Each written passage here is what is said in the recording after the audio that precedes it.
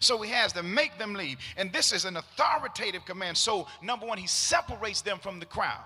Some of us, we would be better off if we separated from people in our lives. Who is it that you are in proximity of that they are causing you more pain than progress?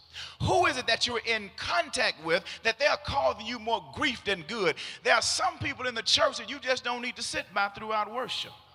Because they didn't come to worship. They came to do everything but worship. They want to text. They want to send letters. They want to send messages. They want to talk all through service. They want to talk through everything. Some people you need to separate from. And Jesus, in essence, he separated them from the crowd. But then Jesus says, I need you to understand that I'm preparing you for perfection. And in order for some of us to get to the place we need to be, we've got to leave some people that we're hanging around.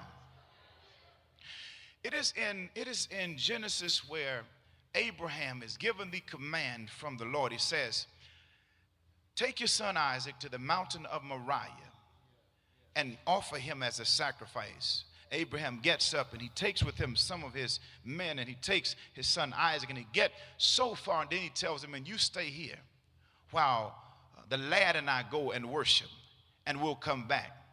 I always ask myself, why did he leave them right there in that position? Because there are some people that cannot handle what God does in your life in mountaintop situations.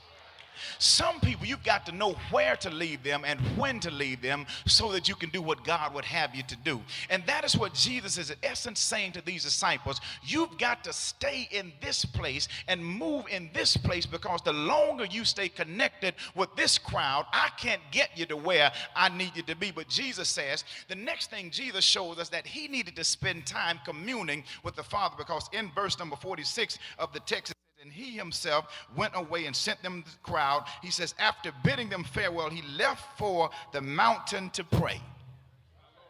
Jesus teaches us that you have to separate from the crowd to get to where you need to be, but also you have to separate from the crowd so you can spend time with the Father.